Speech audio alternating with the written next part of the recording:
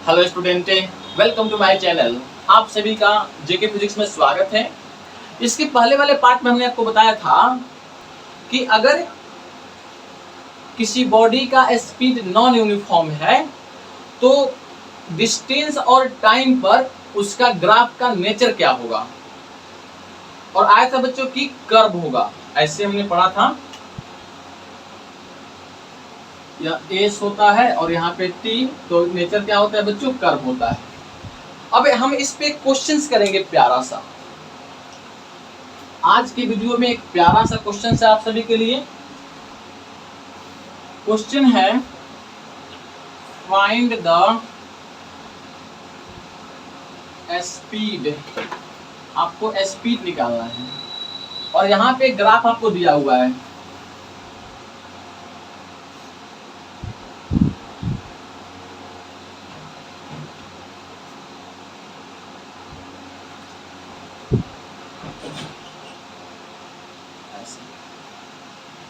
इस पे एस है और इस पे टी है,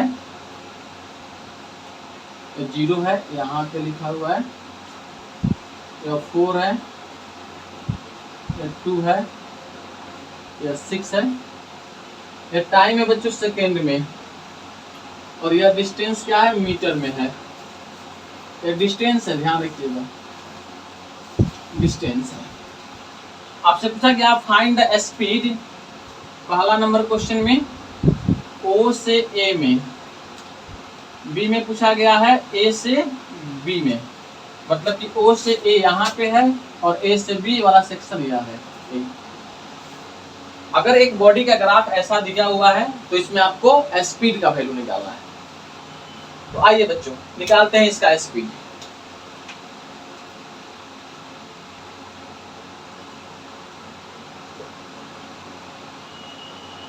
हमने क्या पढ़ा था कि डिस्टेंस टाइम ग्राफ पर किसी लाइन का स्लोप निकालते हैं तो स्पीड मिलता है। ओके, तो अगर हमें यहां से यहां तक का स्पीड निकालना हो तो इसी लाइन का क्या निकालेंगे बच्चे, स्लोप निकालेंगे। क्या निकालेंगे, स्लोप निकालेंगे। तो हम कहेंगे स्पीड कहां से कहां तक, स्पीड इन ओ से ए, इसको बोल देते हैं ऐसे भी ओ ए कर देते हैं, इक्वल टू यहां से यहां तक का स्पीड निकालना है। तो इसका फॉर्मूला क्या होता था बच्चों, चेंज ऑन वाई एक्सिस बट्टे चेंज ऑन एक्स एक्सिस। तो देखो यह क्या है, फाइनल पोजीशन, और यह क्या है इसका इनिशियल, और यहाँ पे ड्रॉ करोगे तो यह क्या आएगा बच्चों, S2 का वैल्यू आएगा, यहाँ पे S2, और यहाँ पे यहीं पे है पॉइंट, तो S1 का वैल्यू कितना हो जाएगा, 0 हो जाएगा। यहाँ से चलना शुरू कर रहे हैं, देखो ऐसे चल रहे हैं ना, ऐसे हमेशा इसके अकॉर्डिंग चलते हैं, टाइम के इंक्रीजिंग ऑर्डर में चलते हैं। तो यहाँ से यहाँ तक जाओगे तो यह फाइनल पोजीशन और यह इनिशियल पोजीशन, इस पॉइंट को यहाँ पे प्रोजेक्ट करते हैं और देखते हैं कहाँ पे मिल रहा है। तो 4 पॉइंट पे मिल रहा है, तो S2 इक्वल टू 4 हो जाएगा, S1 इक्वल टू 0 हो जाएगा। अच्छा, यहीं पे टाइम कितना है, 0 है, तो हम कहेंगे T1 का वैल्यू 0, और इसके कोरस्पॉन्डिंग टाइम कितना है यहाँ पे, तो T2 इक्वल टू 2 है। अब वैल्यू पुट कर लेते हैं। इसका फॉर्मूला कितना आता है, S2 माइनस S1 बट्टा T2 minus T1, final point minus initial point बट्टे final time minus initial time. S2 का वैल्यू 4 माइनस 0 बट्टा 2 माइनस 0, तो वैल्यू कितना चलाएगा बच्चों, 4 बट्टा 2 इक्वल टू 2 मीटर पर सेकेंड। भी ओ से ए आ गया 2 मीटर पर सेकेंड।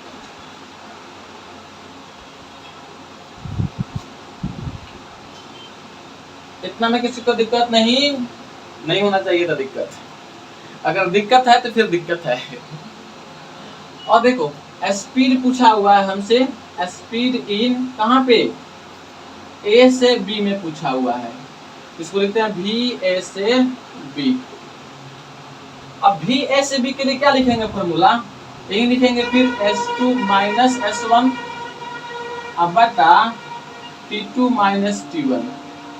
अब बच्चों कान खोल करके सुन लीजिए अच्छा से, जहां से चलते हैं ना उसको S1 मानते हैं और जहां तक जाते हैं उसको S2 मानते हैं।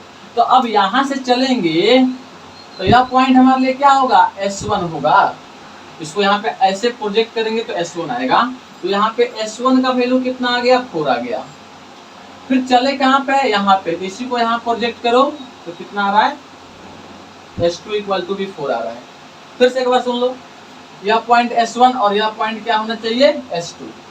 इसको यहाँ पे प्रोजेक्ट करोगे तो कितना, S1 बराबर 4। इसको यहाँ पे मिलाओगे तो यह कितना, S2 बराबर 4। T1 बराबर, यह पॉइंट T1 का काम करेगा। अब यह 2 है, T2 बराबर 6 है। वैल्यू रख दो, इसलिए चला आएगा वैल्यू 4 माइनस 4 और 6 माइनस 2। वैल्यू कितना आएगा बच्चों, 0 आएगा। अब यहाँ से बहुत इंटरेस्टिंग आपको चीज याद रखना है, भी ए से बी इक्वल टू कितना, 0, यानी स्पीड 0 है। हाँ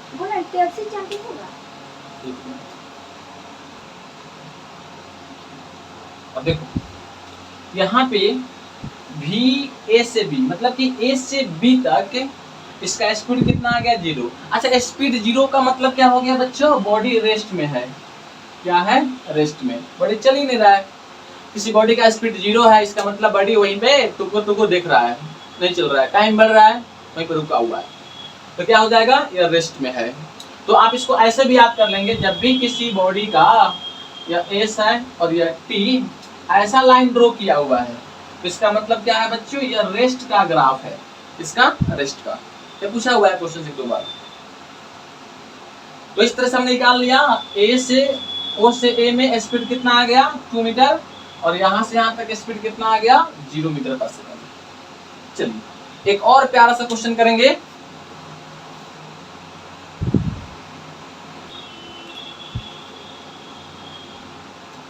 आइए बच्चों एक और प्यारा सा क्वेश्चन है, which of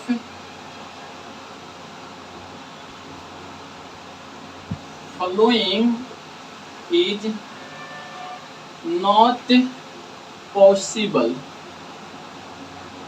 इसमें से कौन सा पॉसिबल नहीं है, और यहाँ पे ऑप्शन दिया हुआ है, यहाँ पे टाइम है और यहाँ पे बच्चों डिस्टेंस है। ये डिस्टेंस का है, इस मतलब यहाँ पे डिस्टेंस है, डिस्प्लेसमेंट नहीं समझना है गलती से, डिस्टेंस है यह।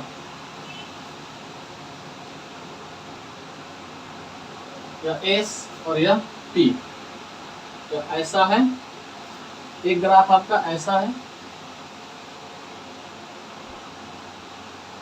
और एक ग्राफ यह ए है, यह बी, यह सी और ऐसा एक डी है।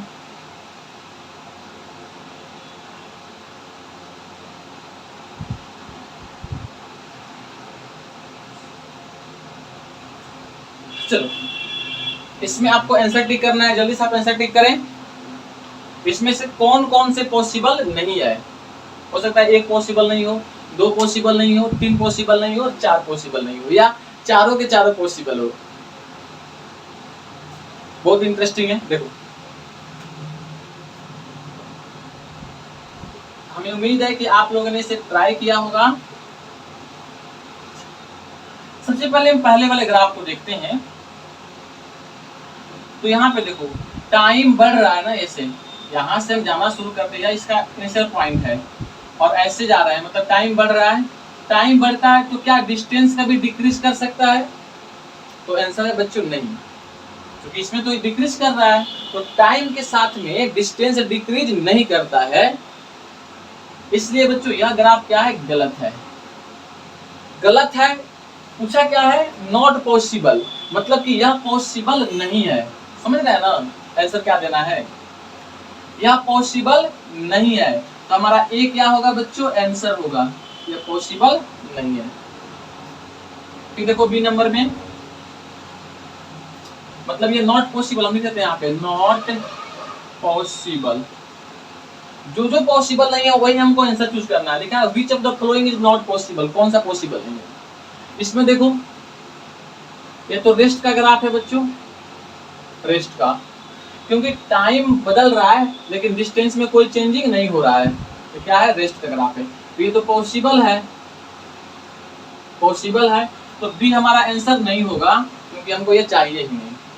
सी में देखो यहाँ पे एंगल बना रहा है थीटा, और टाइम के साथ में यह टाइम है, यहाँ पे एस है, टाइम के साथ में यह क्या हो रहा है, बढ़ रहा है। तो हम जानते हैं कि टाइम के साथ में डिस्टेंस बढ़ सकता है, इसलिए यह पॉसिबल है,